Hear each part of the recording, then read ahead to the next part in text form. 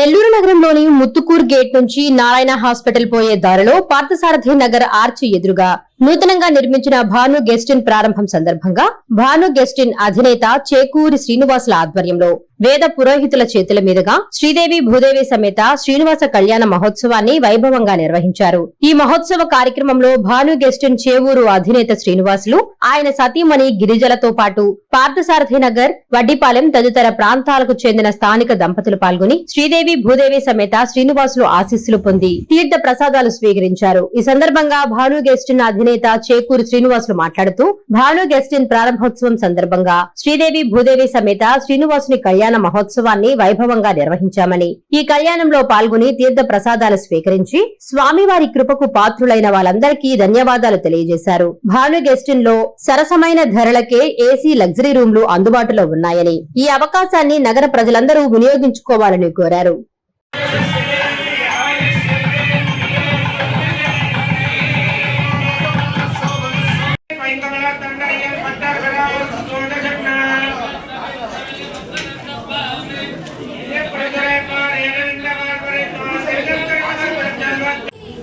నూతనంగా నిర్మించబడ్డ మా Bhanu guest in నెల్లూరుకి కూతవేటి దూరంలో ఉంది. సరసమైన ధరలతో అందరికీ అందుబాటు దూరంలో నెల్లూరు నగరంలో ఏర్పాటు చేయడం అందరూ వినియోగించవలసిందిగా ప్రార్థిస్తున్నాము.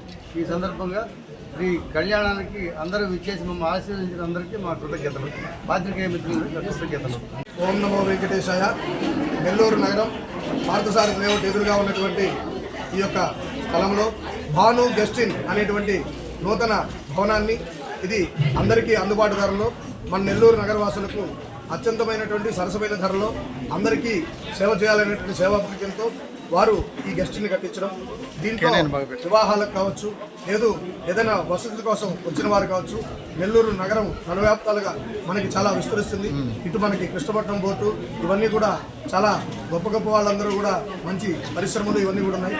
వాటికి వచ్చేటువంటి అతిథులకు కావచ్చు, వివాహాల కోసం వచ్చేవారు కావచ్చు, లేదా ఏదైనా నెల్లూరు నగరానికి పని నిమిత్తం వచ్చేవాళ్ళు కావచ్చు, ఇది వసతికి బాగా అందరికీ అందుబాటులో దగ్గరగా ఉండేటువంటి, నగరానికి హైవేకి దగ్గరగా ఉన్నటువంటి భాను గెస్ట్ ఇన్ అనేటువంటిది వారు ఈ స్థాపించడం. ఈ వసతి సముదాయాల్లో మొట్టమొదటిగా దీని ప్రారంభోత్సవానికి శ్రీవారి కళ్యాణాన్ని తిరుమల, మనకి ఎలా అయితే తిరుమల తిరుపతి దేవస్థానం నిర్వహిస్తారో అదేవిధంగా ఈ కళ్యాణ మహోత్సవాన్ని చక్కగా వైభవపేతంగా శ్రీదేవి భూదేవి సమేత శ్రీనివాస కళ్యాణ మహోత్సవాన్ని శ్రీయుతులు చేవూరు సుధాకర్ గారు వారు నిర్వహించడం, వారి కుటుంబ సభ్యులు ఈ కళ్యాణ మహోత్సవాన్ని బంధుమిత్రులతో అంగరంగ వైభవపేతంగా నిర్వహించారు.